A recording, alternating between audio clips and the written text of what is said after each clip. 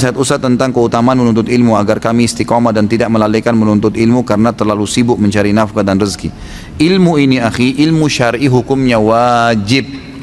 Mempelajari ilmu agama hukumnya wajib. Sekali lagi wajib. Talabul ilm kata Nabi SAW, faridatun ala kulli muslim. Hadisnya sahih. Menuntut ilmu agama bagi setiap muslim dan muslimah wajib, bukan pilihan. Kalau ilmu umum antum punya pilihan, tapi ilmu agama nggak bisa. Baik, saya sibuk cari nafkah Ustaz. Antum tidak bisa hadir majelis ilmu. Banyak fasilitas sekarang. Pasang Walkman di kuping tuh, dengarin. Di HP sekarang nggak usah pakai Walkman. Di HP kalau zaman dulu orang masih bawa tape recorder, ini nggak usah. Mungkin MP3, MP4 sekarang banyak alat, banyak teknologi canggih. Kita tinggal dengarkan. Di kantor lagi istirahat, ini itu. Lagi dagang, apa salahnya kalau diputar? Di restoran saya sekarang, saya pasangin parabola, putarin TV Roja, putarin TV Wisol, putarin TV Insan, anak-anak pegawai bisa nonton, mereka bisa nonton kalau lagi kosong. Putarin tilawah Al-Quran, mereka dengarin. Bisa nuntut ilmu, gitu kan? Jadi masih bisa nuntut ilmu, tidak ada masalah. Di rumah saya bilang sama istri saya, nyalain selalu tuh. Baik itu Wisol, baik itu Roja, baik itu Insan, putarin. Jadi maaf teman-teman saudara-saudara muslimah yang membantu kami di rumah, itu juga mendengarkan. Jadi mereka sambil kerja mereka dengar. Manfaat ilmu harusnya begitu. Karena memang jangan sisihkan ikhwani dan akhwati, jangan lewatkan satu hari tanpa ilmu. Ini saran saya. Karena ilmu itu satu-satunya tangga untuk menambah iman. Dan kalau iman sudah terasa, kayak antum sudah rasakan iman, itu luar biasa. Gejolak dalam hati itu untuk selalu semangat ibadah itu luar biasa. Karena tangganya ilmu akan datangkan iman, iman datangkan amal soleh. Nggak bisa orang tiba-tiba rajin ibadah tanpa iman, nggak bisa orang beriman tanpa ilmu. Jangan lewatkan satu hari tanpa ilmu. Saya sudah pernah berbagi pengalaman kan. Saya kalau lagi pergi pengajian 2 jam nih, kayak gini saya duduk 2 jam pengajian. Antara perjalanan pun itu saya gunakan berzikir atau ngulangin Al-Quran, atau saya dengarkan ceramah. Baik ceramah saya sendiri yang sudah ada, atau saya dengarkan ceramah para masyayikh atau teman-teman dai yang lain, saya dengarin ceramahnya mereka. Jadi kita isi. Setelah itu saya masuk majelis ilmu, saya ceramah 2 jam. Jadi saya merasa terus tercas tuh. Karena kalau terus kita didampingi dengan ilmu, terus terkontrol, gitu kan? Bertambah ilmunya, kita bertambah imannya, lebih semangat beramal soleh. Jadi jangan lewatkan. Jangan lewatkan hari tanpa ilmu. Sekali lagi, dengarin, selalu dengar. Sibukkan diri dengan itu, dari pengajian ke pengajian, dari pengajian ke pengajian. Kalau antum habis dengar ceramah, kemudian pindah ke ceramah yang lain, pasti setannya bisikin, kan tadi sudah pengajian Ustaz. Ndak, a'udzubillahi minasyaitonirrajim, saya mau ceramah lagi. Kadang-kadang kalau orang masih baru ikut pengajian, belum terlalu tertanam iman kan begitu. Tadi kan sudah ada pengajian, sekarang sudah harusnya hiburan, dandut, gitu kan. Nah ini jadi masalah ini. Ilmunya terkikis tadi, gitu kan. Karena begini, jadi memang harus ilmu. Lebih baik tidak usah berinfak ke seorang pengemis, karena membuat mereka menjadi malas. Lalu berinfak pada masjid yang masih banyak ritual bid'ah, lebih baik tidak usah. Bagaimana menurut Ustaz? Ya itu mungkin juhud beliau ya. Ini usaha pribadi barangkali. Kalau menurut saya ya. Karena dalam Islam, kalau hadis yang kita pegangi riwayat Al-Hakim dengan sanad sahih, kata Nabi SAW, kalau datang kepadamu seseorang yang meminta sementara dia di atas tunggangannya, berilah, karena kau lebih mulia. Berarti ada perintah memberi, mau bagaimanapun keadaan dia. Di atas tunggangan ini ulama hadis menekankan berarti dia kaya, dia mampu, tapi dia minta. Hadis Bukhari mengatakan, yadul ulia khairum yadis sufla. Tangan yang memberi lebih baik daripada tangan yang menerima. Memberi di sini, dia fakir atau bukan, tetap ada pahalanya. Tetap ada pahalanya.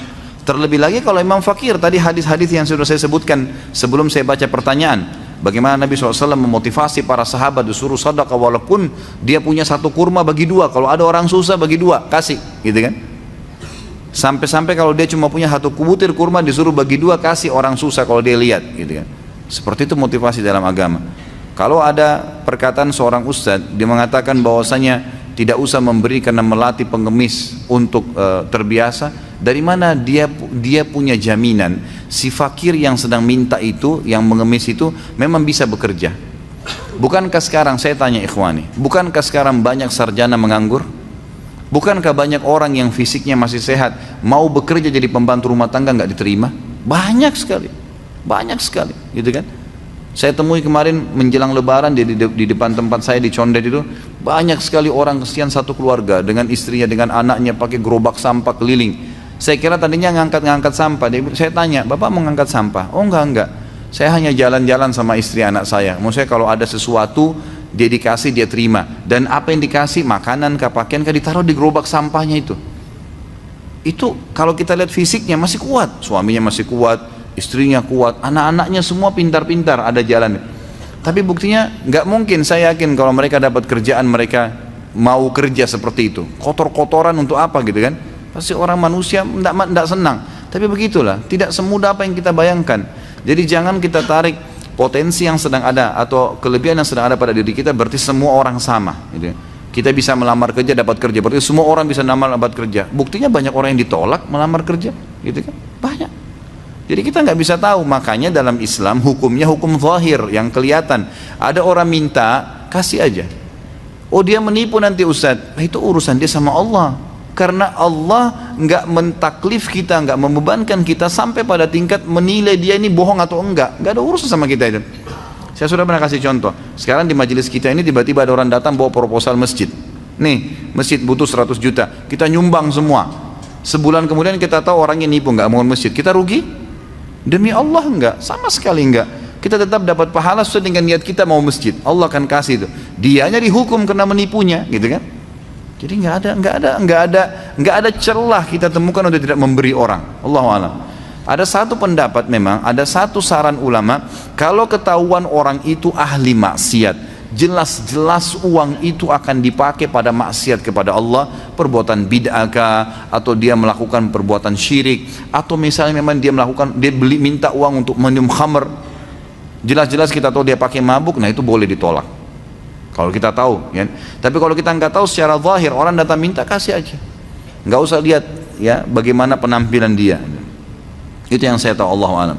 Kemudian tadi kalau dikatakan berinfak kepada masjid yang di dalamnya banyak ritual bid'ah, lebih baik tidak usah. Mungkin lebih baik, Allahu a'lam. Kalau kata-kata lebih baik mungkin ya. Tapi saya sarankan seperti tadi, hukum zahir. Kita masuk ke masjid, kita nggak tahu masjid ini jalanin sunnah atau enggak, atau banyak bid'ahnya atau enggak. Udah celengan masjid lagi lewat, kita mau bersedekah, sedekah aja. Kecuali jelas-jelas kita tahu ada pelanggaran, tidak boleh dibantu, tidak boleh didukung gitu kan. Tapi hukumnya hukum zahir semua, kelihatan, yang kelihatan depan mata itu yang kita. Saya pernah menemukan kasus kurang lebih seperti ini Ustaz. Seseorang ingin mendapatkan ilmu kebal, kesaktian, maka oleh gurunya ditransfer tenaga dalam dan diberikan jin muslim sebagai pendamping. Lalu untuk mempertahankan kesaktiannya, guru tersebut menginformasikan bahwasanya dia harus sholat 5 waktu, puasa sunnah Senin Kamis tidak boleh tinggal, dan ibadah-ibadah lainnya. Sang guru mengklaim bahwasanya ilmu putih lawan dari ilmu hitam. Pertanyaan, apakah ini masuk dalam ilmu sihir? Apakah ibadah yang dijalankan akan diterima? Ini cuma kedok saja. Ini cuma kedok saja. Jadi masalah dia suruh sholat, dia suruh puasa, itu kedok, permainan syaitan. Baik menipu si guru tadi, atau memang si guru ini juga sebenarnya tahu ya, karena dia mendekati pasien atau mendekati targetnya dengan apa yang disukai oleh orang itu. Kalau orang itu suka ibadah, sholat, diingatkan kamu harus sholat, tanpa juga dukun bilang ya, kita pasti sholat lah, Allah perintahkan gitu kan. Tapi itu ditunggangin, pastinya nanti ada hal-hal lain yang memang diberikan syarat. Mungkin minimal yang paling sering standar itu pasti diberikan tulisan-tulisan, diberikan sesuatu yang disuruh simpan di dompet tadi ya, disuruh mengamalkan. Seperti misal ada salah satu tadi yang saya kasih nomornya, Ustadz Sahal mengatakan, saya pernah, dia bilang, Ustadz datang ke Jawa Tengah di satu pesantren, dan di pesantren itu terdiri dari ratusan murid. Saya ajarkan metode ruqyah, baca ayat ruqyah, bagaimana meniup ke telapak tangan, bagaimana mengusap tubuh. Dia bilang saya ajarkan itu. Pada saat saya praktekin ruqyah di masjid, hampir satu pesantren semuanya kesurupan di masjid, santri di pesantren gitu kan. Kata kiainya, Anda ini ajarin apa nih? Kata Ustaz Sahal, Anda lihat, Pak Kiai lihat sendiri, saya bacain ayat kursi, Al-Falaq, Al-Ikhlas, An-Nas gitu kan. Lalu Ustaz Sahal bilang, coba Pak Kiai muhasabah, ada enggak amalan-amalan yang dikerjakan yang tidak sesuai dengan sunnah? Mungkin ada sesuatu yang Pak Kiai, enggak, di sini pesantren belajar Islam kok. Coba muhasabah. Mungkin ada sesuatu yang Pak Kiai suruh rutin kerjakan, tapi tidak ada sunnahnya dari Nabi. Ternyata setelah ditelusurin baru kiainya bilang, sebenarnya sih murid-murid sini setiap malam Jumat membaca salah satu dari Asma'ul Husna, saya lupa sekarang apa itu, tapi yang jelas dibaca sampai 4.000 kali. Nah ini tidak pernah Nabi contohkan, tidak pernah Nabi SAW perintahkan itu, gitu kan? Nah sesuatu yang Nabi tidak contohkan pun itu bisa ditunggangi oleh syaitan, gitu kan? Ini kasus-kasus sihir ya. Saya bukan sedang membicarakan ada orang yang salah dengan perbuatannya. Saya bicara tentang orang yang kesurupan sama syaitan. Pernah juga kasus kami duduk bermusyawarah dengan beberapa teman yang ruqyah, kemudian dia bilang ada satu orang kesurupan. Ustadz Hussein tadi yang saya kasih nomor yang kedua juga bilang sama saya. Setelah saya kesurupan lalu jinnya kesakitan minta-minta ampun, saya tanya, kamu kenapa masuk ke orang ini? Dia bilang orang ini setiap hari manggil saya 1000 kali. Emang kenapa? Apa yang orang ini bilang? Orang ini selalu bilang ya Jabbar, ya Jabbar, ya Jabbar. Ya Jabbar ini sifatnya Allah ya, yang Maha Perkasa. Tapi dibaca 1000 kali per hari. Pernah nggak Nabi ajarin? Nggak pernah. Kata jin, ini pengakuan jinnya. Jinnya bilang apa? Nama saya Abdul Jabbar. Saya masuk ke badan dia. Seperti itu, gitu ya. Ini contoh-contoh kasus banyak sekali terjadi seperti itu pada saat ngeruqyah ya, pada saat ngeruqyah. Jadi seperti itulah. Apakah ketika kita wudu di kamar mandi yang ada toiletnya, pintu kamar mandi harus dibuka? Karena ada yang mengatakan harus dibuka pintu kamar mandi jika wudu di kamar mandi. Kemudian ucapan bismillah ketika wudu di kamar mandi yang ada toilet, apakah tetap dilafadzkan atau tutup? Ini siapa yang bilangin? Ya? Ini orang terlalu berlebihan ya, menurut saya Allah alam. Bagaimana caranya orang kalau udah di kamar mandi harus buka pintu? Jadi kalau seandainya dia belum pakai baju, harus buka pintu? Enggak harus gitu kan. Enggak ada hubungannya sama sekali. Dan sudah pernah saya titik beratkan, bolehnya seseorang muslim berwudu sementara dia tidak pakai pakaian. Di kamar mandi boleh, yang tidak boleh di kloset berzikir kepada Allah, tempat WC-nya ya. Jadi kalau ada kamar mandi digabungkan antara WC, a'azzakumullah, semoga itu artinya semoga Allah muliakan Anda ya. Selalu orang-orang dianjurkan oleh para ulama kalau kita menyebutkan tempat-tempat kotor seperti WC, kita mengatakan a'azzakumullah. Semoga Allah memuliakan yang mendengarkan cerita itu ya. Semoga Allah memuliakan Anda. Makanya saya ucapkan kalimat itu. Jadi kalau ada WC a'azzakumullah digabung dengan wastafel, digabung dengan bataf tempat mandi, ada showernya, maka di WC-nya saja yang tidak boleh menyebutkan nama Allah.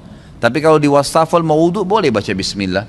Di shower mau wudu baca bismillah, ya kan gitu. Tiba-tiba kita dengar salam, kita boleh mengatakan waalaikumsalam, tidak ada masalah. Dan ini pernah saya tanyakan sendiri kepada salah satu ulama kita sekarang yang masih hidup, semoga Allah menjaga beliau, Syekh Saleh Suhaimi.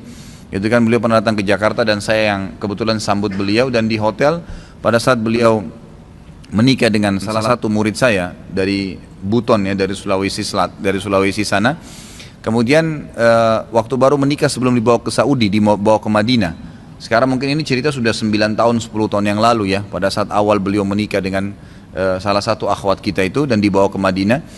Pas saya masuk ke ruangan beliau di kamar di Jakarta sini, sempat ukhti ini ya, yang memang kebetulan itu salah satu murid saya, dia berkata dari belakang hijab, Ustaz tolong sampaikan ke Syekh, karena dia belum paham bahasa Arab, sampaikan ke Syekh, saya lihat Syekh ini kalau masuk di kamar mandi, beliau mengatakan bismillah pada saat wudu di wastafel. Bolehkah itu hukumnya secara syar'i? Saya terjemahkan, Syekh, istri Anda bertanya begini. Kata Syekhnya itu boleh saja. Karena memang larangan berzikir adalah di WC, bukan di kamar mandi. Kamar mandi umumnya dibolehkan. Termasuk bolehnya antum membaca doa a'udzubillahi minal khubuthi wal khaba'is setelah lewati pintu kamar mandi, enggak ada masalah. Gitu kan? Tidak ada masalah itu. Yang penting jangan di tempat yang dilarang tadi. Saya pernah melakukan zina dan minuman keras. Bagaimana dengan amal ibadah yang saya lakukan saat ini, dan bagaimana dengan hukum Islam tentang rajam dan potong tangan dan lain-lain? Apakah saya masih bisa berharap surganya Allah? Mohon nasihatnya Ustaz.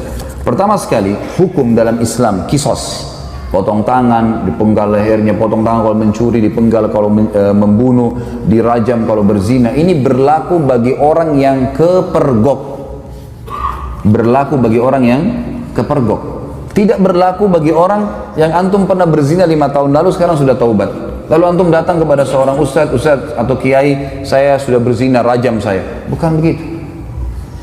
Makanya hadis Bukhari yang menjelaskan, seorang wanita pernah datang kepada Nabi SAW dan berkata, ya Rasulullah, saya sudah berzina dan saya hamil dari zina. Dia buat pengakuan. Apa kata Nabi SAW? Kau lagi hamil, pulanglah, melahirkan anak itu. Karena anak itu gak ada salahnya. Apa kata ulama hadis? Yang dimaksud oleh baginda Nabi SAW, pulang taubat. Jangan kau kesini. Kalau tidak kepergok, udahlah, taubat, lindungi, kau berlindung di bawah naungannya Allah. Jangan, tidak ada, kita bukan seperti Katolik teman-teman yang harus pengakuan dosa disampaikan segala, lalu kemudian pasturnya kasih air suci lah kamu selesai. Wah, dalam Islam itu, karena dalam pengakuan dosa nggak ada, antum tutupin dosa itu. Kata Nabi SAW dalam hadis Bukhari Muslim, orang yang paling buruk di sisi Allah adalah orang yang sudah Allah tutupi kesalahannya. Dia zina dari malam nih, Allah tutupi sampai pagi, lalu dia sendiri yang mengekspos kesalahannya. Saya tadi malam, saya begini. Untuk apa? Wanita itu teman-teman pada saat sudah selesai melahirkan 9 bulan masih kembali, ya Rasulullah, saya sudah melahirkan. Kata Nabi SAW, susui anak ini, masih ada waktu 2 tahun. Disuruh taubat oleh Nabi SAW, gitu kan? Pulang, habis menyusui ternyata iman dalam hatinya masih kuat. Ya Rasulullah, saya sudah menyusui, rajam saya mau disucikan. Barulah Nabi SAW mengatakan, baik, keraskan bajunya, kemudian dirajam, gitu kan? Karena dia terus meminta kepada Nabi SAW, tapi awalnya disuruh pergi, gitu kan?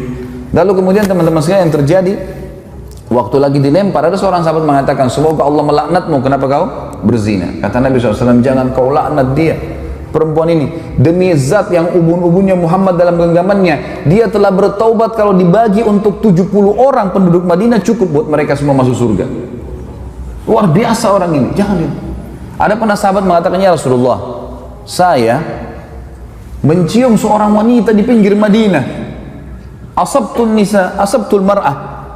Dalam ulama hadis mengatakan, dia mengatakan, saya sudah menciumnya, saya sudah memeluknya, tapi tidak terjadi perzinahan. Kata Nabi SAW, atusolli ma'ana, apa kau sholat bersama kami berjamaah? Kata dia, iya. Kata Nabi SAW, idhab, pergilah dari sini. Udah, artinya kau taubat, jangan ceritain ke saya, jangan buat pengakuan tuh, nggak usah. Taubat, tutupin aibmu, bertobat kepada Sang Pencipta. Karena yang kepergok, ditangkap lagi zina, itu kena hukum. Kepergok lagi mencuri, kena hukum, gitu. Pernah ada sahabat datang mengatakan, ya Rasulullah, saya berzina, dalam hadis Bukhari semua ini. Kata Nabi SAW sambil, ini orang lagi berhadap begini, Nabi SAW alihkan ke sana, mungkin kau hanya menciumnya. Nabi SAW alihkan dia, mungkin kau, jangan datang ngaku sini, pergi sana taubat, gitu loh. Kata Nabi SAW, mungkin kau hanya menciumnya. Dia datang ke sini, ya Rasulullah, saya telah berzina. Nabi SAW alihkan lagi ke sini, mungkin kau hanya memeluknya, sambil tidak melihat wajahnya orang ini. Dia datang lagi, ya Rasulullah, saya sudah berzina. Nabi SAW balik lagi ke arah kiri, mungkin kau hanya begini dan begitu. Dia datang, ya Rasulullah, saya meletakkan kemaluan saya dan kemaluannya, saya sudah berzina, rajam saya. Dia mau sucikan dirinya, maka dia berikan kesaksian buat dirinya. Nabi sudah alihkan, tetap dia mau, ya sudah, ya dirajam. Pada saat lagi dilempar, teman-teman saya, ini riwayat Bukhari, lagi dilemparin, sahabat ini rupanya kesakitan, lagi dirajam, lari dia. Ada satu sahabat kejar, diamtam pakai batu, mati karena dipukul pakai batu, dikejar kan. Kata Nabi SAW, halla taraktumu fayatubu yatubullahu alaih, tidakkah kalian biarkan aja dia pergi, semoga saja dia taubat dan Allah terima taubatnya. Karena ini shock terapi sebenarnya kan, supaya dia tidak ulangi. Dalam Islam tidak ada teman-teman, begitu orang buat ngaku penggal lehernya, ngaku potong tangannya, bukan itu. Ini memang Allah mengatakan, a'udzu minasyaitonir walakum fil qisasi hayatun ya ulil albab. Dalam kisas itu ada kemakmuran hidup bagi orang-orang yang berakal, dan ini bagi orang yang seperti saya jelaskan tadi, teman-teman yang kepergok. Kalau orang sudah taubat, antum melakukan dosa sudah taubat, sudah antara antum dengan Allah, jangan ceritakan. Dan ulama masuk dalam bab masalah menikah, tidak dibenarkan seorang laki-laki bertanya pada istrinya atau istri bertanya pada suaminya, sebelum nikah kau pernah berzina enggak? Ini nggak boleh ditanyain dan tidak boleh dijawab. Yang ditanya nggak boleh jawab. Untuk apa? Baik kalau dia bilang, iya saya pernah zina. Hah? Gimana? Untuk apa nanya? Sekarang depan mata saya, ini istri saya, ini suami saya. Selesai. Yang saya tahu zahirnya adalah orangnya baik. Itu hukum kita. Jangan korek-korek yang kita tidak tahu, nggak usah. Nggak perlu. Nggak usah periksa-periksa HP. Ngambil tugasnya malaikat. Lah iya, Allah titip malaikat kiri kanan nggak? Yakin nggak dengan itu? Apa fungsinya? Kiraman katibin kata Allah. Tugasnya nulis, ngontrol suami kita di mana, istri kita di mana, dia yang nulis. Dan tidak ada yang luput dari penglihatan Allah SWT. Tidak ada dosa yang luput. Jangan repot-repot kita yang sibuk hubungi siapa, bicara sama siapa, habis umur untuk itu. Saya bilang sama istri saya nggak akan periksa HP-mu. Urusan kamu dengan Allah. Saya cuma ingatkan, tapi sesuatu yang salah depan mata saya luruskan. Dan saya tentram hidup dengan cara seperti itu, gitu kan? Gak usah repot-repot, ada urusan sama Allah, kita selalu ingatkan kepada Allah SWT. Ini gak usah repot-repot, ini sekretaris dua ini luar biasa, nggak tidur, nggak capek. Ma yalfidhu min qaulin kata Allah, tidak ada satu kalimat yang terlewat illa ladaihi raqibun atid, kecuali dirakib, dikontrol, diawasi, dicatat semua. Jadi nggak ada sesuatu yang membuat harusnya kita melampaui batas, teman-teman sekalian. Jadi seperti itulah hukum syar'i, ya. Dan yang menjatuhkan vonis hukuman qisas hanya pemerintah setempat. Saya tutup teman-teman sekalian dengan perkataan saya. Banyak orang-orang sekarang yang sering memvonis banyaknya, oh kalau hukum qisas tidak ada, pemerintah tidak terapkan, berarti masalah togut. Togut ini berarti yang disembah selain Allah. Teman-teman sekalian, wahai anak-anak muda muslim, tenangkan pikiran, masukkan iman dalam hati, jangan terbawa dengan arus fitnah yang terjadi. Main vonis pemerintah Indonesia ini kafir, pemerintah ini kafir, Ya akhi, siapa kamu? Duduklah, ibadahlah kepada Allah, azan ke masjid, baca Quran, perbanyak ibadah, jaga mulut. Kata Nabi SAW, man kana yu'minu billahi wal akhir falyakul khairan aw liyasmut. Siapa yang mengaku beriman pada Allah dan akhir, dia cuma ucapkan yang baik, yang dia tahu dan dia tahu bermanfaat buat dia di akhirat, atau dia diam. Jangan ikut campur, nggak usah. Sekarang antum memvonis si fulan tidak benar, si fulan tidak benar. Dari mana ilmu antum tidak benar? Indonesia ini bukan negara Islam. Tapi teman-teman sekalian, berapa presiden kita? 5 atau 6 sebelumnya yang sampai sekarang muslim atau bukan? Muslim. Salah satu syarat negara Islam, pemimpinnya muslim. Yang kedua, mayoritas masyarakat muslim atau bukan? Nah, tinggal yang ketiga syaratnya, terterapkannya hukum Islam, kan gitu. Baik, pertanyaan di Indonesia, apakah hukum Islam sudah diterapkan? Hah? Sudah akhi, sebagian belum. Sekarang begini anda tanya, ini hukum Islam belum? Bukan duduk di majelis ilmu begini. Hah? Takmir masjid, hukum Islam bukan? Azan dikumandangkan, 5 waktu sholat dikumandangkan. Kalau kita Ramadan diiklanin nggak? Baik, kalau kita pergi haji, jemaah haji pergi nggak? Pemerintah buat nggak program haji? Puasa Ramadan, zakat, ada badan zakat nasional, kita bebas. Antum sekarang buat yayasan, kumpulin zakat, sedekahkan, buka rumah anak yatim, buka pesantren. Kita punya pengajian agama, antum nikah dengan cara Islam bukan? Baik, antum cerai, Islam. Ada majelis ulama enggak di Indonesia? Teman-teman sekalian, yang belum diterapkan di Indonesia apa? Pencuri potong tangan, ya? Orang berzina dirajam. Ini bagian daripada syariat, bagian, bukan totalitas syariat di situ. Harus kita tenangkan pikiran dan hati kita, teman-teman. Jangan terbawa cuma emosional dan ilmunya kurang, akhirnya kemana-mana nih, gitu kan? Ban mobil kita kalau bannya lagi kempes, tambah angin saja, jalan. Kita enggak, kempes, buang semua mobilnya. Lah iya, langsung main vonis. Teman-teman, manusia semua bisa berbuat salah, punya kekurangan, gitu kan? Tetapi kita mendoakan. Yang saya lihat adalah kita di Saudi misal contoh ya, saya karena pernah tinggal di sana, saya melihat di setiap mimbar hari Jumat, semua khatibnya pasti mendoakan agar pemimpin mereka dapat hidayah.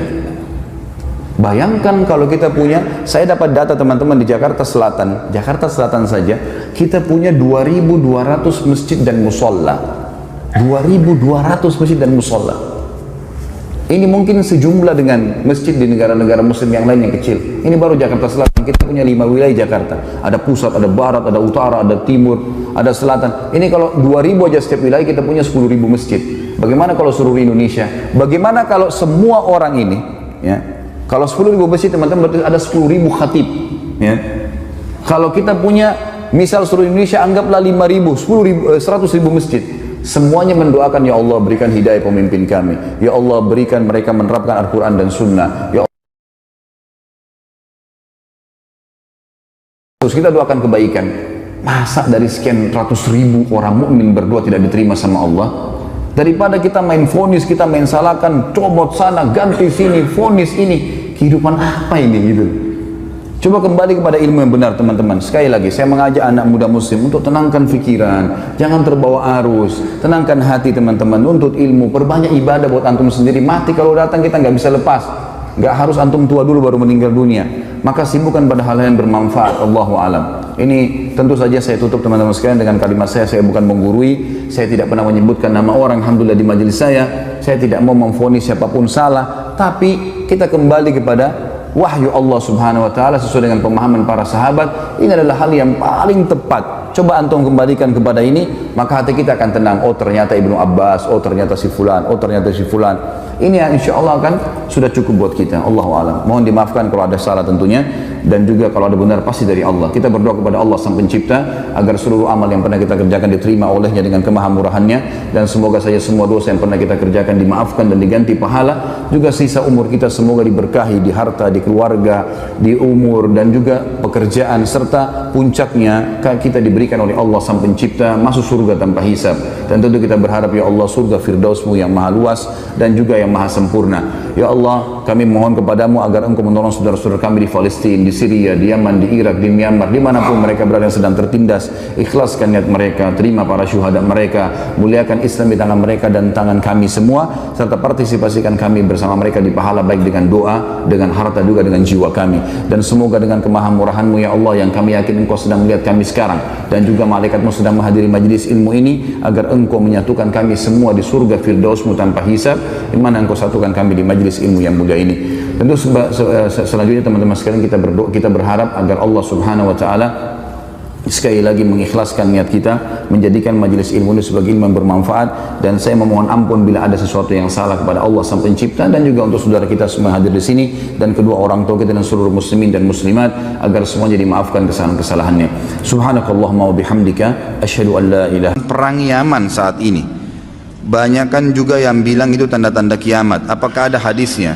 Perang ini jelas antara Sunni dengan Syiah, gitu kan? Jelas. Sunni itu siapa? Yang mengikuti sunnah Nabi. Syiah orang-orang yang menolak sunnah Nabi SAW. Orang Syiah tidak mengikuti sunnah Nabi SAW. Mana ada orang Syiah mengikuti sunnah Nabi? Syiah artinya pengikut Ali, gitu kan? Saya sangat yakin secara pribadi, teman-teman kita semoga Allah berikan hidayah yang Syiah di Indonesia tidak faham Syiah itu apa. Kebanyakan mereka tidak tahu itu Syiah. Kalau mereka tahu Syiah, mereka ke Iran dan mereka pelajari benar-benar, itu mereka tidak mau jadi orang Syiah.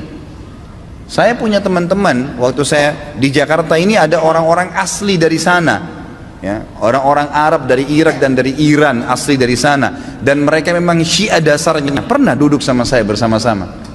Jadi mereka itu heran dengan Syiah di Indonesia. Bahasa mereka itu, ini Syiah di Indonesia, ini Syiah dari mana, dia bilang. Kalau yang kami tahunya memang Ali itu Nabi, bahasanya begitu, sampai terang-terangan. Yang kami tahu itu Ali itu Nabi. Mereka berkeyakinan kalau Syiah yang sebenarnya itu adalah mereka berkeyakinan kalau guntur, kalau petir, kalau apa itu tuh cambuknya Ali, suaranya Ali lagi marah. Memang begitu. Dan hampir semua Syiah sepakat Al-Quran itu, kalau saya katakan semuanya sepakat, Quran kita ini kurang, ya. Dan mereka punya lafaz-lafaz ayat-ayat Al-Quran yang dimasukkan namanya Ali di situ, yang tidak pernah ada dalam Al-Quran, tidak pernah turun. Allah mengatakan dalam Al-Quran, Inna nazzalna dzikra wa inna lahu lahafidhun, kami turunkan Al-Quran dan kami akan menjaganya. Mereka tidak mengatakan tidak, ada 19 juz yang tersembunyi. Tapi kalau anda bergabung sama orang-orang Syiah dan mengatakan bahwasanya saya, ya, saya melihat Syiah itu begini, katanya Quran kurang, dia bilang tidak. Umumnya karena mereka masih menggunakan sistem taqiyah. Coba lihat apa yang terjadi pada saat Syiah sudah mulai berkuasa. Anda harus faham ya, orang-orang Syiah menganggap anda semua ini ahli sunnah kafir, dalahnya halal. Mau lihat buktinya? Apa yang mereka lakukan di Irak? Mereka menggantung Saddam, membunuh umat Islam ribuan di Irak. Semua yang berpaham Sunni dihancurin, dibunuh, dan bukan cuma dibunuh, masjidnya dirusak. Coba kita balik kasusnya. Adakah orang Sunni yang membakar masjidnya orang Syiah? Adakah orang Sunni yang memukul orang Syiah? Gak pernah. Kecuali kalau dia diserang, ya, gak pernah. Tetangga di Madinah itu, saya tahu 7 tahun saya tinggal di Madinah, ada penduduk asli Madinah yang orang-orang Syiah, nggak pernah digangguin tuh. Sama pemerintah Saudi dikasih warga negara, dikasih fasilitas, coba didakwai. Tapi kalau orang Syiah berbeda, kapan mereka berkuasa pastikan darah antum halal. Emang sudah begitu. Di Irak itu bukti. Di Syria itu 225 ribu orang Sunni dibunuh karena mereka anggap itu ibadah. Ini bukan main-main ini, gitu kan?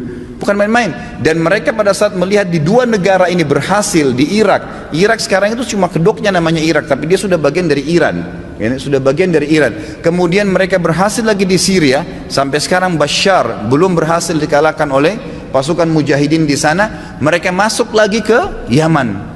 Yaman itu sudah mendekati, sudah masuk ke Jazirah Arab.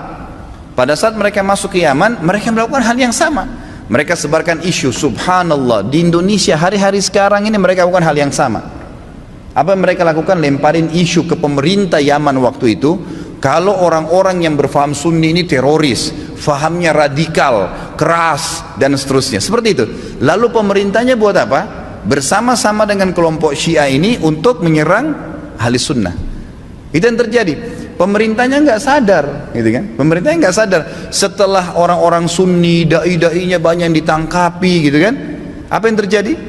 Pasukannya orang-orang Syiah menguasai pemerintahan dan akhirnya menguasai pemerintahan itu. Itu yang terjadi.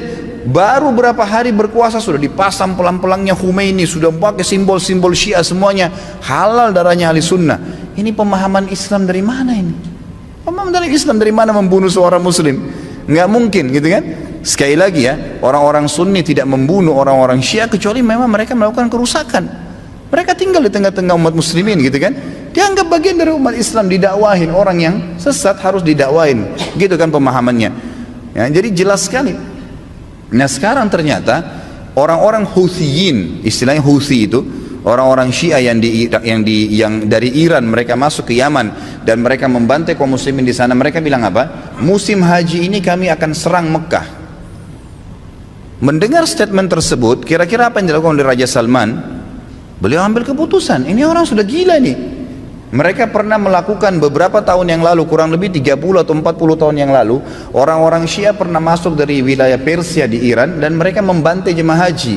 Sampai dikatakan pada saat itu darah ya di daerah Ka'bah itu sampai ke betis. Mereka anggap halal ahli sunnah itu. Jadi ini berbahaya. Pemahaman dari mana ini? Islam dari mana ini? Gitu kan? Nggak ada Islam. Mungkin ini bukan masalah fikih. Banyak orang jahil nggak paham. Oh ini cuma karena masalah fikih. Sama dengan khilaf antara Syafi'i dengan Imam Ahmad. Siapa yang bilang ini masalah akidah? Coba anda angkat Al-Quran anda dan anda bilang percaya nggak ini? Syekh Singkiti rahimahullah pernah beliau mengangkat, diajak debat sama satu syekhnya orang-orang Syiah dari Iran di musim haji. Dia bilang ayo kita berdebat, cari mana yang benar. Kata Syekh Singkiti boleh, tapi diangkat Al-Quran di Masjid Nabawi. Ini di depan para murid-muridnya. Nih saya angkat, kalian percaya nggak Quran ini? Supaya kalau kita berselisih bisa kembali ke sini. Apa kata syekhnya? Saya nggak percaya. Kata Syekh Singkiti kalau kita nggak usah berdebat. Untuk apa berdebat? Nggak ada rujukan. Karena mereka anggap Quran ini kurang. Bayangkan Quran kitabullah yang kita jadikan sebagai asas yang kita pertama dianggap tidak benar. Bagaimana itu? Dan terlepas daripada itu, saya sudah pernah bawakan buku apa itu Syiah. Jelas sekali kok, gitu kan? Jelas sekali Syiah itu siapa? Dibentuk oleh Abdullah bin Sabah, orang Yahudi, dan bukan dari kaum muslimin. Orang-orang yang memukul-mukul dirinya sampai berdarah-darah dengan alasan mengatakan Husain. Siapa di antara ahli sunnah yang mengkafirkan Ali bin Abi Thalib radhiyallahu anhu? Ada? Gak ada. Kita mengatakan Ali radhiyallahu anhu sahabat Nabi yang mulia. Semua orang ahli sunnah mencintai Ali karena kita faham hadis Nabi SAW tentang siapa yang mencintai Ali berarti bagian daripada iman, gitu kan? Jelas. Insya Allah nanti di tablik akbar yang ke depan, yang keempat nanti setelah kita bahas yang lalu Utsman bilang kita akan bahas Ali bin Abi Thalib. Anda akan banyak dengar tentang bagaimana kedudukan ahli sunnah dalam menghadapi Ali radhiyallahu anhu, menilai Ali. Ali sahabat Nabi yang mulia. Sedangkan yang terjadi antara Ali sama Aisyah saja di perang Jamal, perang Unta yang terjadi di perang Siffin dengan Muawiyah, tetap ahli sunnah mengatakan Ali dalam keadaan benar dan terjadi fitnah di antara mereka, gitu kan? Terjadi fitnah di antara mereka. Dan itu memang ada bahasan sendiri tentunya. Jadi ahli sunnah tidak ada yang mengkafirkan sahabat, tidak ada yang mengatakan Quran kurang, tidak pernah mau memerangi orang-orang yang mengatakan dirinya Syiah, gitu kan? Didakwai.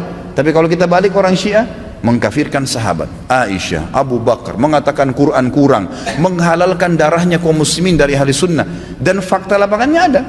Ratusan ribu orang dibunuh di negeri Syam, di Syria, di Irak, sekarang masuk ke Yaman. Ya wajar saja gitu kan, keputusan yang diambil oleh pemimpin Saudi sekarang membawa nama kaum muslimin ini berbahaya, akan membantai umat Islam, nanti akan membuat masalah, maka diseranglah gitu kan. Dan sekarang sudah fatwa disepakati oleh para ulama sunni, ahli sunnah di dunia, Allah alam Indonesia, karena saya lihat satu-satunya negara yang tidak ikut Indonesia saja. Malaysia pun sudah ikut sekarang gitu kan, melihat ini adalah memang jihad di jalan Allah subhanahu wa ta'ala, karena ini orang-orang yang bugat, orang yang membuat kerusakan di muka bumi, nggak boleh dibiarin, nggak boleh dibiarin, memang sudah begitu. Saya tidak mengatakan teman-teman di Indonesia ayo kita perangi Syiah, tidak saudaraku. Dakwahi mereka, dakwahi, doain semoga dapat hidayah gitu kan. Karena banyak di antara mereka subhanallah akhirnya sadar, akhirnya tahu bahwasanya itu mana benar dan mana salah. Banyak sekali kasus berhubungan dengan masalah ini. Jadi Allah alam, saya sudah sampaikan bagaimana pendapat ulama di sini dan bukan pendapat saya pribadi, dan saya juga sudah jelaskan sebab daripada penyerangan dari kerajaan Saudi sekarang ke negeri Yaman. Kalau kita wajib mentaati pemimpin yang sudah terpilih, lalu kalau belum terpilih dan kita sedang melakukan pemilihan umum atau pilkada, gubernur dan kriteria semua pemimpin kita kurang serak, lalu apa yang harus kita lakukan? Lalu apa saya harus memilih? Terus nanti kalau yang terpilih dia lagi, dalam kurung Ahok, dia kan kafir, apa kita wajib mematuhi pemimpin tersebut, dan bagaimana sikap atau bersikap seseorang yang kebetulan kerja di pemerintahan gubernur? Kita bagi dua pertanyaan ini ya. Yang pertama masalah, kalau seandainya ada calon-calon ini semuanya tidak layak, menurut kita tidak layak, maka bolehkah saya tidak memilih? Boleh, hak kita kan. Boleh memilih, boleh enggak. Saya bisa dong memilih, saya juga bisa tidak memilih, hak saya itu. Saya rasa itu hal yang sangat rasional sekali kok. Kita bisa mengatakan saya kalau pilih sembarangan lalu saya bertanggung jawab depan Allah hari kiamat, itu jelas gitu ya. Ada keadaan teman-teman antum tidak bisa kalau tidak milih. Seperti kasus sekarang. Tentu saya pribadi dan saya berharap semua muslimin sudah paham masalah itu. Kita tidak berharap Ahok ini jadi gubernur lagi, mustahil. Dan semoga Allah turunkan dia dan hukum dengan perilakunya, mustahil, itu sudah tidak mungkin ya. Sedangkan dia tidak menghina saja agama Islam, nggak mungkin dipilih itu. Kebetulan aja dulu karena dia berpadar sama seorang muslim. Kalau dia dulu sendirian belum tentu dia menang gitu kan.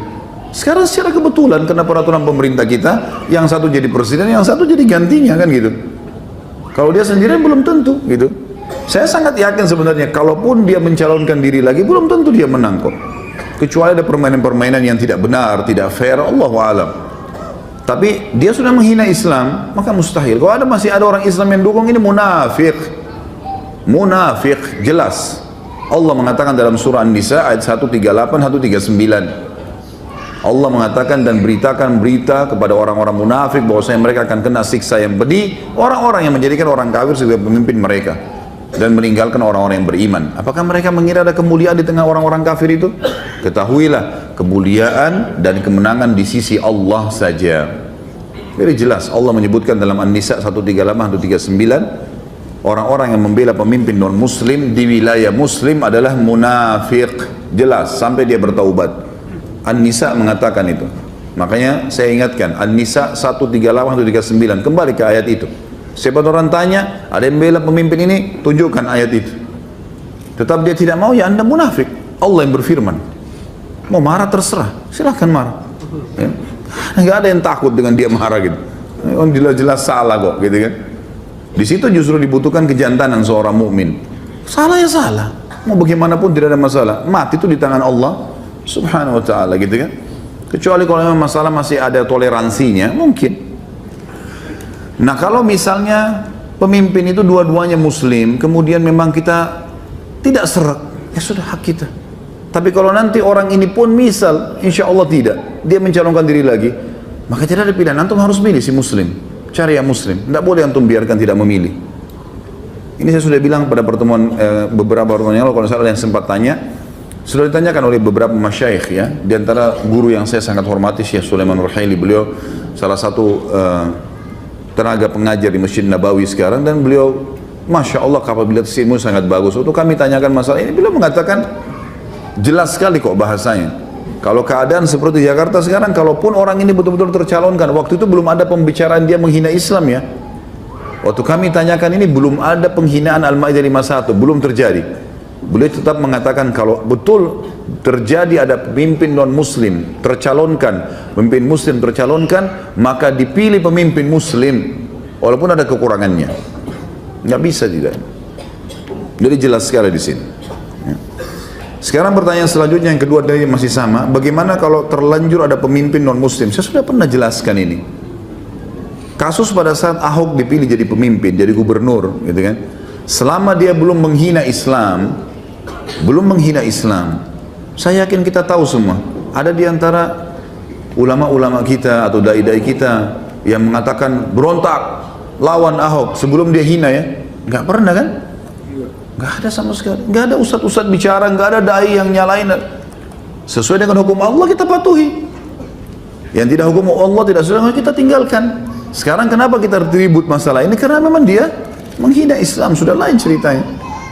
Jadi kalau ada pemimpin non-muslim, baik itu dengan cara penjajahan, seperti waktu Belanda datang merampas Indonesia, gitu kan? Kita nggak punya kekuatan untuk melepaskan diri. Suku Tatar waktu datang menghancurkan khilafah Abbasiyah di Irak, membunuh banyak muslimin, banyak ulama, buku-buku semua dibuang di lautan, ya, sampai lautan itu berubah menjadi warna tinta semuanya, gitu kan? Kemudian banyaknya bangkai kaum muslimin yang dibunuh sampai puluhan ribu pada saat itu, dan mereka berkuasa. Maka tidak ada kekuatan kaum muslimin pada saat itu, dibiarkan mereka memimpin. Tapi kita berusaha, tentu kita berusaha maksimal untuk bisa ya mendapatkan pemimpin yang muslim. Tapi kalau sudah terlanjur atau kita berada di, baik itu dengan cara penjajahan atau misalnya kayak gini sekarang kasus Ahok di Jakarta, kena sistem yang muslimnya jadi presiden, dianya langsung jadi, selama dia tidak buat masalah ya sudah, tunggu sampai jabatannya selesai. Karena tidak mungkin kita bangkang sama pemerintah induk yang memang kita dilarang untuk keluar, kecuali memang kita dilarang sholat ya. Karena kata Nabi SAW, taatilah pemimpin kalian walaupun seorang budak berkulit hitam dari Habasyah, dari Ethiopia, gitu ya. Walaupun pundakmu dipukul, ya, hartamu diambil, kalau selama dia pemimpin yang induk ya, kalau kita bicara masalah presiden dan seterusnya ini atau raja, kita patuhi, gitu ya. Selama dia tidak melarang kita sholat. Kalau sudah melarang sholat sudah lain ceritanya. Allahu a'lam. Ya. Sudah kalau kita sholat tidak menghadap kiblat karena tidak tahu bagaimana hukumnya. Kalau diberitahu teman pada saat sholat sedang berlangsung, apakah langsung dibatalkan dan memulai sholat dari awal atau bagaimana? Kalau anda tidak tahu sama sekali dan memang sudah berijtihad, betul-betul yakin ini sedang hadap kiblat nih, gitu kan? Maka sah saja, tidak ada masalah. Karena memang tidak tahu ya. Kalau dia sudah sampai salam, ya, kalau dia sudah sampai salam, tolong ikhwah jangan ditambah dulu pertanyaan ya. Ini masih banyak ini yang belum dibaca. Dengarin aja ilmunya, ini cukup insya Allah. Ini lihat nih. Masya Allah. Ini yang belum saya baca yang lalu ini, ya. Belum yang sekarang. Jadi jangan tambah dulu. Jadi kalau seseorang itu menghadap kiblat, tidak menghadap kiblat, dan dia betul-betul berijtihad, dia berusaha, oh memang setahu saya di sini kiblat. Tidak ada orang yang bisa ditanya sama dia, lalu dia Allah Akbar takbir. Sampai selesai salam, yang itu sudah selesai salam, dia nggak tahu. Ada orang datang, ternyata kiblat dia sholat di situ, kiblatnya ke arah sana, dia salah. Apakah dia harus mengulangi sholatnya? Kata ulama tidak perlu. Tidak perlu, karena dia memang berijtihad awalnya, dia tidak tahu, gitu kan? Dia tidak tahu, maka tidak ada masalah. Dianggap orang yang tidak faham atau lupa, gitu kan? Seperti orang kalau lagi puasa lupa makan. Ya. Kalau pas lagi puasa, ada teman atau kerabat atau pasangan anda pas lagi makan, anda tahu dia puasa, jangan tiba-tiba dikagetin ya. Woi kamu nggak puasa, kesian nanti keselak. Biarin aja makan, tidak apa-apa. Sampai dia selesai hajatnya, jangan hasut, enak bener orang ini sudah makan 2 piring nih. Nggak apa-apa, biarin aja, gitu kan? Nggak apa-apa. Karena kata Nabi SAW, siapa yang berpuasa lalu dia makan karena dia lupa, dia minum karena dia lupa, maka dia lanjutkan puasanya. Karena sesungguhnya Allah yang telah memberikan makan dan minum padanya, gitu kan? Jadi nggak usah diingatin, biarin aja, nggak ada masalah. Itu kan memang kalau betul-betul dia lupa, kalau dia pura-pura lupa itu urusan dia dengan Allah, gitu. Ya. Jadi nggak ada masalah. Kalau seandainya kita sementara lagi sholat, kemudian tiba-tiba ada orang datang menepuk, mas maaf mas, kiblatnya salah ke kanan dikit, maka bergerak aja, nggak usah berhentiin sholat, bergerak aja ke arah yang dituntun sama dia, kanan dikit, kiri. Bahkan ulama fikih mengatakan boleh orang yang datang mengetahui saudaranya muslim yang lain sedang salah sholatnya, dia meluruskan, menggoyangkan badannya, mengarahkan, pegang pundaknya dua-dua. Tentu ini sesama jenis ya, jangan lawan jenis dipegang pundaknya, nggak boleh. Di luar sholat aja nggak boleh, bagi dalam sholat.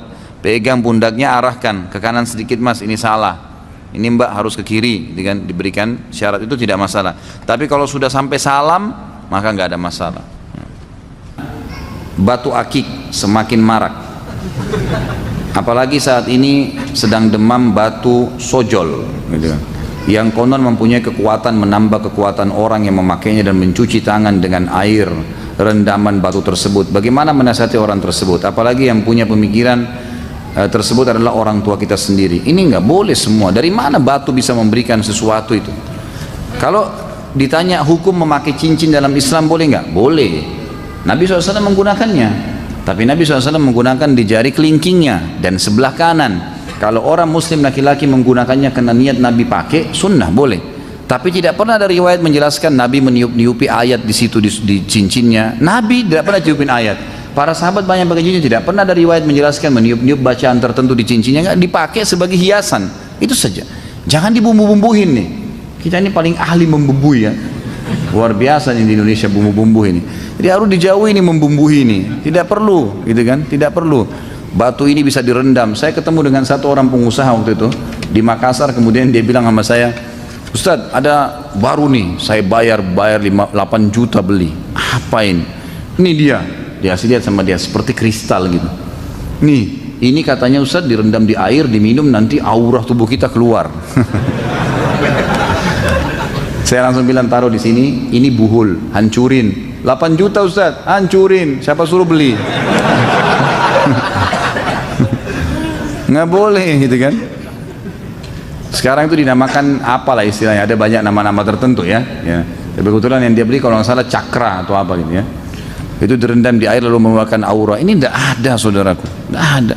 Kita punya dalam sholat, sujud, wudu, memberikan cahaya kepada wajah. Ada hadis yang menjelaskan hari kiamat dapat cahaya. Sholat, berdoa, ikutilah tuntunan agama. Sudah jangan yang ngawur-ngawur gini nih. Jelas tuntunan Allah wahyu, belajar dari para ulama, jangan ikuti cara-cara syaitan. Nah, baik, ini kena 1 Muharram ya. Ustaz, peringatan 1 Muharram dilarang sampai sejauh mana? Jika 1 Muharram dijadikan momentum syiar Islam, apakah dilarang? Misal akan ada acara gebiar Muharram, lalu diadakan lomba-lomba seperti tahfidzul Quran, adzan, cerdas cermat, Quran dan seterusnya. Apakah tidak diperbolehkan? Syukran. Allahu alam, saya bukan mengatakan pendapat saya pribadi ya, bukan masalah pendapat saya pribadi, tapi memang kita harus kembali kepada pendapat umumnya ulama. Ulama-ulama yang saya pernah belajar dari tangan mereka, mereka mengatakan tidak pernah ada dicontohkan oleh Nabi SAW, padahal Nabi adalah Nabi, utusan Allah SWT. Begitu pula dengan para sahabat merayakan tahun baru Islam, tidak pernah ada itu, belum pernah mereka merayakan itu. Kalau kita mengemasnya, mengatakan ya karena alasan kaum muslimin adakan tahun baru Islam, kenapa? Karena orang Nasrani punya tahun baru Masehi kan. Makanya kita juga tarik-tarik mencontohi kata Nabi SAW, man tasyabaha biqaumin fahuwa minhum. Siapa yang menyerupai satu kaum maka dia akan sama dengan mereka. Jadi kita karena merasa begitu, ada acara hari lahirnya Nabi Isa, kita juga buat acara lahirnya Nabi Muhammad SAW, ikut-ikuti mereka. Untuk apa? Untuk apa menambah-nambah nih? Kenapa kita harus merayakan 1 Muharram? Apa masalahnya? Apa urusannya gitu? Nggak ada hubungannya dengan syariat kita, gitu.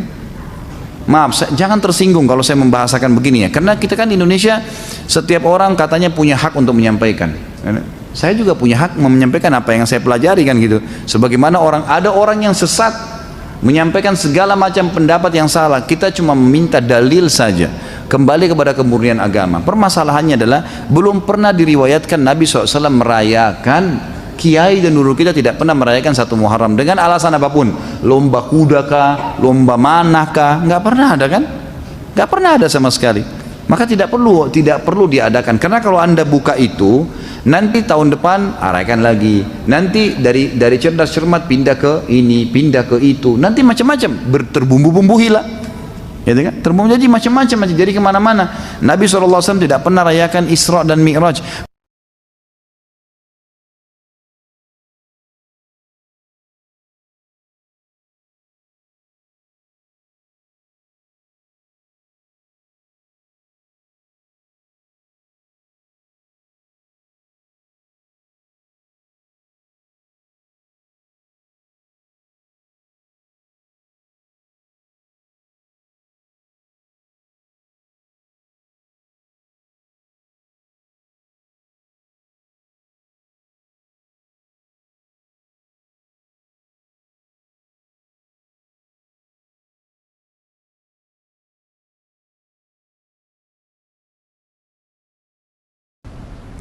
Saat kerja di Saudi, saya sering melihat pekerja kasar dari Pakistan menyempatkan sholat berjamaah di masjid di sela-sela pekerjaan kasar mereka, seperti menggali jalanan, mereka bersihkan tanah dan debunya lalu sholat.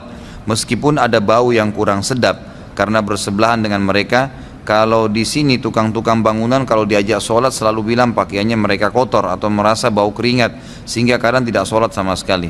Mohon nasihat yang tepat Ustadz, karena saya banyak berhubungan dengan tukang bangunan atau konstruksi. Tentu ini tidak ada hubungannya ya antara orang sholat dengan bajunya kotor. Sama dengan orang lagi jihad, penuh darah bajunya, sholat aja. Enggak, itu bukan najis. Kita tidak boleh pakai pakaian atau sejadah tempat sholat kalau jelas-jelas ada najisnya. Kalau jelas-jelas ada najisnya, saya kira tanpa pertanyaan. Jazakallah khair. Kalau jelas-jelas ada najisnya itu baru tidak boleh. Tapi kalau cuma kotor, keringat, nggak masalah, jangan kehilangan waktu, gitu kan? Makanya dianjurkan kalau bisa pada saat berwudu, apalagi alhamdulillah masjid kita kayak sekarang ini sangat luar biasa ya. Kalau saya nggak malu ikhwas sekalian, saya selalu bawa kemana-mana tas saya atau ada kresek, saya bawa baju ganti. Saya kalau dari pengajian ke pengajian, mampir di masjid mana, saya mandi, saya sholat, mandi di situ, saya wudhu, bersihin badan, segar kembali, baru saya masuk ke pengajian saya. Nggak ada aib di situ, malah bagus itu. Lalu sering gunakan roll on, sering gunakan pewangi badan, itu sunnah Nabi SAW. Kata Nabi, terutama laki-laki ya. Kata Nabi SAW, dicintakan kepadaku dunia ini karena adanya wanita dan adanya minyak wangi.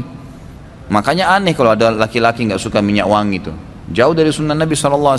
Kantongin selalu, beli yang kecil, selalu kantongin pakai minyak wangi kemana-mana. Itu sunnah Nabi SAW. Sudah baunya enak, dapat pahala lagi, gitu kan? Insya Allah yang hal-hal seperti ini nanti akan dihindarin. Ini berhubungan dengan masalah perlunya orang menjaga sholat walaupun bajunya kotor, yang penting tidak najis. Tidak kelihatan auratnya silahkan dipakai, nggak masalah. Itu bukan alasan, gitu kan? Itu bukan alasan. Kemudian kalau masalah tukang, memang ini semoga Allah berikan hidayah ya. Kita nggak usah bicara tukang. Ya, ini yang bertanya saudaraku, siapa saja di Indonesia ini mau pegawai kantor yang rapi pun AC semua, tetap kalau dia tidak mau sholat dia tidak sholat, gitu kan? Kalau di Saudi memang itu sudah umumnya orang faham, sehingga memang bisa dikatakan jarang, persentasenya kecil sekali orang yang tidak sholat berjamaah itu. Di sana kecil sekali. Memang betul-betul orang yang lemah imannya itu pun dia masih sholat sendirian, dia masih sholat. Dia bukan berarti tinggalin sama sekali, gitu kan? Yang tinggalin sholat itu bisa dihitung jari sebenarnya. Sampai seperti ada cuplikan itu, saya baru dikirimkan sama teman-teman di Saudi, saya terharu betul lihat cuplikan itu saudaraku. Jadi ada orang buta matanya, satu orang tua, bukan ulama, masyarakat biasa, buta matanya, tidak pernah tinggalkan 5 waktu sholat di masjid. Jadi antara rumah dia dengan masjid itu, dia minta satu orang tolong ikatkan tali, ada tiang listrik pas di sebelah pintu masjid. Masjidnya juga masjid biasa kecil di berkampungan gitu. Diikat tali di situ, tali itu panjang, ditaruh jalan di tanah, yang artinya diletakkan di tanah sampai depan pintunya dia. Jadi kalau orang buta ini mau ke masjid, dia keluar dari pintunya, dia pegang tali itu terus ditarik sama dia, jadi kencang talinya, lalu dipegang sama dia, menuntun dia sampai ke masjid. Buta, nggak bisa, nggak ada yang tuntun, sendirian tinggal di rumahnya, tapi tidak tinggalin 5 waktu sholat di masjid. Ada cuplikan yang lain luar biasa ikhwah. Orang lumpuh, dia bahkan kalau mau jalan ke masjid itu, kalau dia mau jalan dia bolak-balikan badannya, tangannya nggak ada, kakinya nggak ada, tapi luar biasa nggak tinggalin sholat berjamaah di masjid. Ada cuplikan-cuplikannya tuh di Saudi, unik-unik gitu, luar biasa gitu. Mereka betul-betul memang mungkin sudah penanaman iman ya dari orang tuanya kepada anak-anak ini. Mudah-mudahan Allah berikan hidayah orang-orang kita gitu. Ya ini pekerja-pekerja kasar bukan cuma sholat, Ramadan nggak puasa, gitu kan? Padahal di Saudi itu orang puasa semua walaupun bekerja keras, gitu kan? Mereka tetap puasa, buka puasa rame-rame gitu, tidak mengganggu. Dan ini memang sudah pesunan Nabi SAW, dan itu kan tergantung sugestinya. Kalau kita puasa, kemudian sudah disugesti awalnya negatif, sebentar jam 11 saya haus nggak ya? Saya lapar nggak ya? Ya haus dan lapar benar. Tapi kalau kita memang niatnya sugesti, niat itu sebenarnya sugesti ya. Sugestinya dia, saya insya Allah sampai azan maghrib tahan, insya Allah sampai isya pun saya tidak lapar. Memang benar, insya Allah kan seperti itu. Mungkin buka puasa cuma seteguk air, makan kurma cukup buat dia, habis isya, habis tarawih baru dia makan. Ada orang begitu, nggak ada masalah buat dia. Itu kan jadi tergantung. Saya sering sholat tarawih di masjid yang imamnya membaca surah dengan cepat dan tergesa-gesa.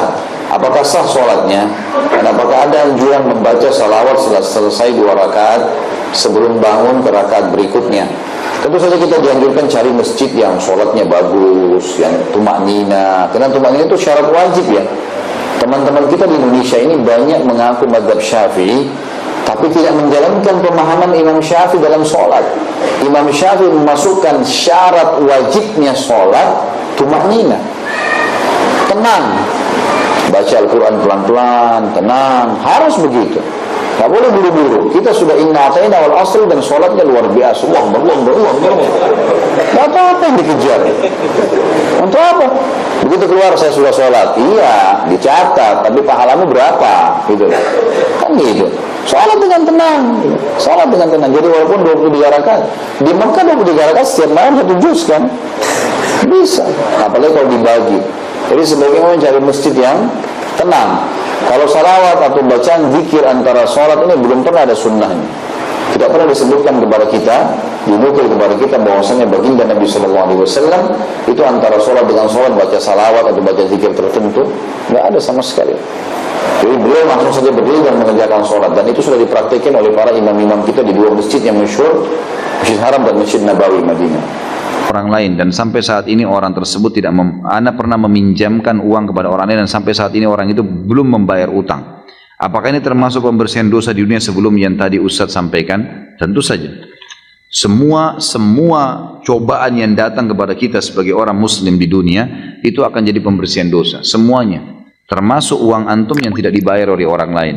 Yang sudah saya bahasakan khusus utang, siapa yang berutang mengutangkan orang lain kemudian tidak dibayar sampai jatuh tempo, dia seperti bersedekah setiap harinya setengah dari harta itu.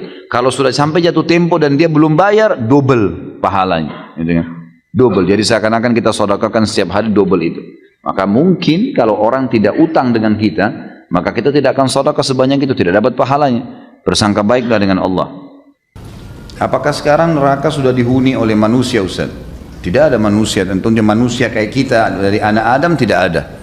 Tapi surga sudah ada, penghuninya sudah ada, bidadari, bidadara sudah ada. Banyak dalil berhubungan dengan masalah itu. Gitu kan? Nabi SAW mengatakan sebelum manusia diciptakan, Allah Subhanahu Wa Taala menciptakan surga dan neraka sebelum manusia. Kemudian menyuruh Jibril mendatangi surga. Lihat tuh surga. Jibril AS ke sana. Kasih pendapatmu Jibril. Ya Allah, tidak ada hambamu yang dengar saja, bukan lagi lihat, dengar surga, kecuali mereka akan bergegas mengejarnya. Lalu Allah Subhanahu Wa Taala menyuruh Jibril melihat neraka. Neraka diciptakan, diperlihatkan. Berikan pendapatmu. Setelah dia balik, dia mengatakan dengan azabnya, dengan siksanya segala macam, ya Allah, tidak ada hambamu yang dengar saja neraka, kecuali pasti dia akan menjauhinya. Lalu Allah SWT menghiasi surga dengan hal-hal yang dibenci oleh manusia, dan neraka dihiasi dengan syahwat-syahwat yang mudah untuk dilakukan, dan itu kemaksiatan, kerusakan, apalah segala macam. Lalu kata Allah SWT kepada Jibril, lihat kembali. Waktu dilihat kembali dari 2 tempat ini, dia mengatakan, ya Allah, tentang surga saya tidak menyangka ada hambamu yang selamat dari saya tidak menyangka ada hambamu yang bisa masuk ke dalam surga ini, karena beratnya hal-hal yang tidak diinginkan, bangun sholat malam, mengeluarkan harta, bantu orang miskin, suruh bakti dengan orang tua walaupun orang tua itu jahat, gitu kan, dan seterusnya. Banyak hal. Dan tidak akan mungkin ada hambamu yang selamat dari neraka karena memang dipenuhi dengan kemaksiatan. Berarti surga dan neraka itu sudah ada, dan memang surga dan neraka ini ada penghuninya. Ada penghuni dari bidadari, dari bidadara, semuanya sudah ada. Kata Nabi SAW, bagi jenazah yang mati, kalau dia sudah masuk di kuburan, sudah jawab pertanyaan malaikat, maka kata Allah SWT kepada para malaikat, bentangkan jalannya hambaku ini ke surga, sehingga dia melihat dan menikmati surganya di pagi dan petang hari. Hadis yang lebih jelas lagi adalah hadis Bukhari yang kata Nabi SAW, tidak ada seorang istri yang menyakiti suaminya di dunia, kecuali istrinya dari bidadari di surga langsung berkata, semoga Allah membinasakanmu, dia sebentar lagi akan meninggalkanmu dan menuju kepada kami, gitu kan. Berarti sudah ada penghuni, gitu kan. Sudah ada penghuni, tapi dari ciptaan Allah. Karena bidadari, bidadara, hurun in dan wildanun mukhalladun ini Allah ciptakan langsung, tidak melalui proses seperti anak Adam. Allahu alam. Itu yang saya tahu. Apakah benar saat mushaf Al-Quran sangat banyak ketika dikumpulkan untuk disusun, dan ketika Al-Quran disusun tidak berdasarkan turunnya ayat? Siapakah yang menentukan ayat 1, misal Al-Baqarah ditaruh surah paling depan setelah Al-Fatihah? Tentu saja pada saat turun yang menentukan adalah Nabi SAW. Misal surah Al-Alaq, Iqra' bismi rabbikal ladzi khalaq, turun di awal sekali kan? Kenapa ada juz 30? Siapa yang taruh di situ? Nabi Muhammad SAW. Beliau memerintahkan para sahabat, ini ayat turun. Kadang-kadang dalam surah Al-Baqarah turun cuma 2 atau 3 ayat dalam sehari. Mungkin bulan depan turun lagi 7 ayat. Tidak lengkap langsung 200 ayat sekian Al-Baqarah. Turun beberapa kali. Nabi SAW yang mengatakan, letakkan ini di ayat sekian, letakkan ini di surah sini. Dan urutan surah sekarang adalah Nabi SAW yang tentukan sesuai dengan wahyu dari langit. Gitu kan? Turunnya memang tidak berurutan, tapi cara mengaturnya kayak sekarang sampai kita adalah Nabi SAW yang tentukan sesuai dengan wahyu dari langit, dan akhirnya jadilah Al-Quran seperti kita miliki sekarang. Allahu a'lam. Dan Utsman bin Affan radhiyallahu anhu hanya menyatukan saja dalam bacaan Quraisy, gitu kan? Disatukan dalam bentuk mushaf, makanya dikenal dengan mushaf Utsmani. Ya, mushaf Utsmani yang dikumpulkan oleh Utsman radhiyallahu anhu dalam bahasa Quraisy, dan para sahabat sepakat dengan Utsman pada saat itu, tidak ada yang membantah beliau kecuali orang-orang yang baru masuk Islam di wilayah-wilayah Irak, wilayah Iran yang memang tidak setuju. Itu mungkin ada ya, yang mereka tidak setuju, tapi itu memang mereka orang baru masuk Islam, belum mengetahui. Karena para sahabat sendiri tidak ada yang memungkiri perbuatan Utsman radhiyallahu anhu ajma'in. Salah seorang karyawan swasta yang memiliki kerja sambilan sebagai ilustrator dan komikus. Selain itu, sejak saya kuliah saya menjadi seorang pelukis wajah di Mall Panakukang Makassar. Sekarang saya mau berhenti melukis, menggambar, dan menjadi seorang ilustrator karena ingin berjalan di jalan yang betul. Pertanyaan saya, apa yang saya harus lakukan dengan gambar-gambar saya yang sekarang, baik yang masih ada pada saya, pada orang lain yang pernah memesan kepada saya, dan gambar komik saya yang telah termuat di website? Yang Anda mampu hapus, hilangkan. Yang ada sekarang dihilangkan. Saya punya kakak ipar di Surabaya. Beliau seorang, kebetulan dia nikah sama kakak saya perempuan menikah dengan laki-laki ini, kakak ipar saya, dan dia pelukis dulunya sebelum menikah. Rumah penuh dengan lukisan, dan memang luar biasa, dia kalau duduk melukis itu cepat sekali dan bagus kalau jadi, gitu kan. Subhanallah, duduk dengan saya ngobrol sebentar, Allah kasih hidayah, bukan dari saya, Allah kasih hidayah, tiba-tiba dia meninggalkan itu. Lalu dia tanya, kira-kira bagaimana caranya mengalihkan hobi saya ini? Saya memang hobi di sini. Lalu saya berikan masukan, Anda boleh, ya, antum boleh menggambar apa saja yang tidak dilarang, seperti pemandangan, kota, ya, buah-buahan. Jadi sekarang dia kalau gambar pasar-pasar kuno, Jazirah Arab misalnya dulu, dibuatlah sama dia tendanya, rumahnya, buah-buahnya, tapi nggak ada orangnya. Juga masih laku, banyak orang beli gitu kan. Ditinggalin sama dia. Lalu dia alihkan terampilannya ke kaligrafi, tulisan Arab, mulai dialihkan kepada hal-hal yang positif. Jadi hobi yang ada masih bisa, kalau masih bisa dikemas secara syar'i, dikemas secara syar'i. Yang tidak boleh ditinggalkan. Kalau yang ada sekarang di tangan Anda, usahakan untuk dihilangkan. Kalau bisa diganti, ya, dialihkan kepada hal yang boleh, bagus. Kalau yang sudah terlanjur terjual, bertobat kepada Allah Subhanahu wa taala, gitu kan. Dan kalau ada yang di tempat-tempat lain yang masih bisa, pokoknya intinya masih bisa dihapus di website, di tulisan, di aset yang disimpan atau apa. Baik Ustaz, kalau ada orang kebetulan punya kelebihan di hadapan saya, jabatannya lebih bagus, fisiknya lebih sempurna, secara materi lebih mapan, lebih pintar, apa yang saya harus lakukan? Renungi hadis Nabi SAW yang berbunyi, manusia 4 tingkatan. Yang pertama, Allah berikan kepadanya ilmu dan harta. Luar biasa, sudah cerdas, gagah, pinter, gitu kan. Kemudian kaya raya. Dan kata Nabi SAW, dia habiskan keduanya di jalan Allah. Ilmunya diajarkan, kemudian juga hartanya diinfakkan. Datang golongan yang kedua, yang Allah berikan kepadanya harta, diberikan ilmu tanpa harta. Berilmu, faham ilmu agama, tapi keadaan ekonominya biasa. Dia lihat orang yang punya kelebihan nih, apa yang dia lakukan? Dia mengatakan, ya Allah, kalau engkau memberikan kepadaku seperti kau berikan kepada dia, aku akan lakukan seperti dia atau bahkan lebih.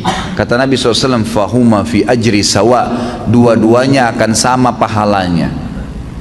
Karena memang yang kedua ini nggak punya harta, maka dia hubungkan itu dengan tekad yang kuat, niat yang baik, kepada Allah Subhanahu wa taala, kalau dia dikasih dia akan lakukan. Allah dengan kemahaadilannya berikan.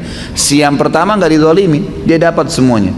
Tapi yang kedua diberikan kelebihan oleh Allah Subhanahu wa taala karena tekadnya yang baik. Golongan ketiga, orang yang Allah berikan kepadanya harta tanpa ilmu, nggak ada ilmunya, kaya raya tapi luar biasa, cuma nggak tahu mana halal mana haram, nggak pernah tahu masalah urusan akhirat, ada surga dan neraka, nggak pernah berpikir kalau mati di alam barzah nanti akan ada masalah kalau dia banyak dosa. Diberikan, dihabiskan hartanya di jalan kemaksiatan kepada Allah, bangun diskotik, bar, sibuk dengan itu. Kemudian datang golongan keempat, ini yang luar biasa, ya, kejahilan yang luar biasa. Jangan jadi golongan ketiga aja nggak boleh, apalagi golongan keempat. Orang yang tidak dikasih ilmu, nggak dikasih harta, miskin, ya kan gitu, dan juga tidak ada, bodoh, nggak ada ilmunya. Yang dia jadikan tolak ukur bukan golongan pertama sama kedua, tapi golongan ketiga. Orang kaya raya yang bangun hotel sana sini banyak kemaksiatannya, diskotik dan seterusnya. Orang-orang yang banyak tiap hari bermaksiat kepada Allah SWT, lalu dia bilang, kalau saya punya harta seperti dia, saya akan buat yang sama. Maka kata Nabi SAW, fahuma fi wazri sawa. Ini orang ini sama-sama dosanya. Rugi nggak kira-kira? Udah miskin di pinggir jalan, rumahnya sudah gubuk, nggak ada ilmunya, bodoh. Kemudian di sebelah gubuknya ada orang bangun hotel atau diskotik, keluar pakai mobil Mercy, tiap hari mabuk, berzina, gonta-ganti pasangan. Lalu dia bilang, coba saya kaya seperti dia, saya akan buat sama. Lalu kita yang di gubuk itu sudah susah hidupnya, dikasih dosa yang sama dengan dia, kita nggak lakukan, padahal tekadnya maunya seperti itu. Maka ini kata Nabi SAW, fahuma fi wazri sawa, ini sama dosanya.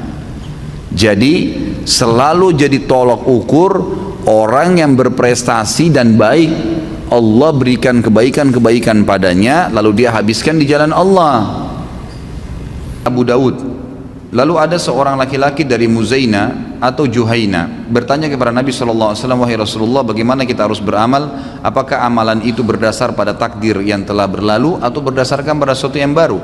Beliau menjawab, berdasarkan pada sesuatu yang telah ditetapkan. Lalu laki-laki itu atau sebagian orang lain bertanya, lalu untuk apa kita beramal? Beliau menjawab, sesungguhnya ahli surga akan dimudahkan untuk beramal dengan amalan penduduk surga, dan ahli neraka akan dimudahkan untuk beramal dengan amalan ahli neraka. Apakah sudah ditentukan sejak dahulu siapa penghuni surga dan penghuni neraka? Mohon penjelasan Pak Ustaz. Jawabannya iya.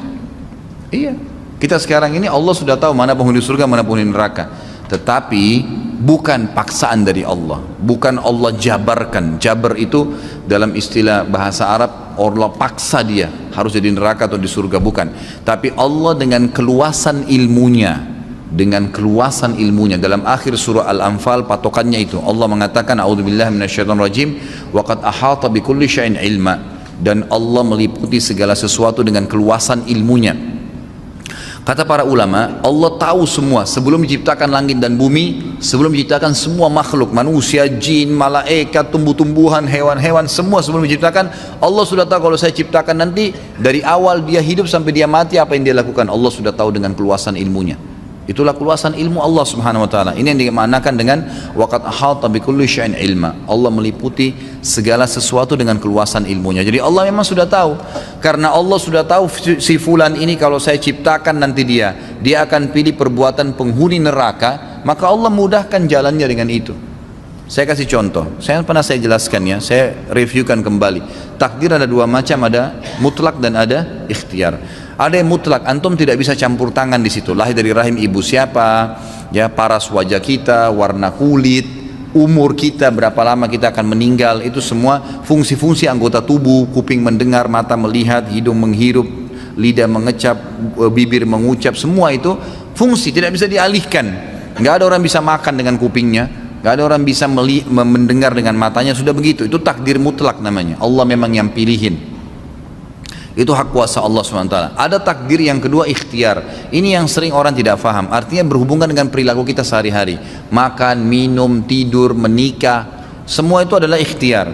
Allah termasuk beriman dan kafir itu ikhtiar. Ikhtiar. Sekarang antum bisa duduk di masjid ini, majelis kita bisa pulang. Siapa yang bisa tahan? Walaupun saya bilang jangan pulang akhi, tetap kalau antum mau pulang hak antum, tidak ada yang bisa tahan. Tapi dengan antum memilih salah satu perilaku, duduk atau pulang, Allah sudah tahu pada malam itu, pada detik itu, di majelis itu dia akan pilih pulang atau dia akan pilih duduk, dicatat sebagai takdirnya, gitu kan? Seseorang mau keluar ke diskotik atau mau tinggal di rumah, dia pilih kan, bebas, nggak ada yang paksa dia. Pada saat dia pilih tinggal di rumah, Allah sudah tahu sebelum diciptakan dia akan pilih tinggal di rumah pada saat itu. Dia batalin ya ke diskotiknya. Allah sudah tahu pilihan dia sebagai pencipta. Atau kalau dia keluar pilih ke diskotik, Allah sudah tahu dia akan ke diskotik malam itu. Dia akan minum atau dia akan buat apa. Maka Allah tahu apa yang dia lakukan. Maka termudahkanlah jalurnya menuju ke neraka karena pilihan dia sendiri. Ya, begitulah yang berhubungan dengan masalah ikhtiar. Jadi perilaku sehari-hari, makan, minum, tidur, beraktivitas, termasuk menikah, itu adalah ikhtiar. Ikhtiar, menjadi kafir dan beriman itu ikhtiar. Pilihan kita, bebas. Antum sekarang bisa murtad, ya, naudzubillah, atau bisa beriman, bebas. Seseorang dengan satu kalimat aja bisa murtad kok. Dia mengatakan saya murtad, naudzubillah, dengan hatinya betul-betul dia ingin keluar, maka dia murtad, gitu kan. Orang bisa dari kafir masuk Islam dengan satu kalimat, syahadu an la ilaha illallah, syahadu anna muhammadar rasulullah, muslim langsung pada saat itu, gitu kan. Jadi seperti itu ikhtiar dia, nggak ada yang paksain. Tapi Allah sudah tahu dengan kemahaluasannya, di Lauhil Mahfuz tercatat apa saja yang kita lakukan sampai kita meninggal. Yang mungkin kita belum tahu besok kita buat apa. Seperti itu memahaminya. Bagaimana hukum koruptor? Apakah juga potong tangan? Kalau koruptor itu sudah kerusakan, dia soalnya mengambil hak pemerintah, uang orang banyak, ini sudah masuk dalam merampok tadi. Hukumnya sudah bukan lagi dipotong tangan, tapi hukumnya dikisos, ya. Dipenggal kepalanya maksud saya. Orang Islam yang tidak mengerjakan sholat termasuk orang munafik. Enggak disebutkan masalah dia kalau tidak sholat berarti munafik, tapi ciri orang munafik memang ada tadi yang belum tersebutkan. Jazakallah yang bertanya ini, Allah mengatakan a'udzubillahi minasyaitonir rajim wa idza qamu ila sholati qamu kusala yura'una an-nasa wa la yadhkuruna Allah illa qalila.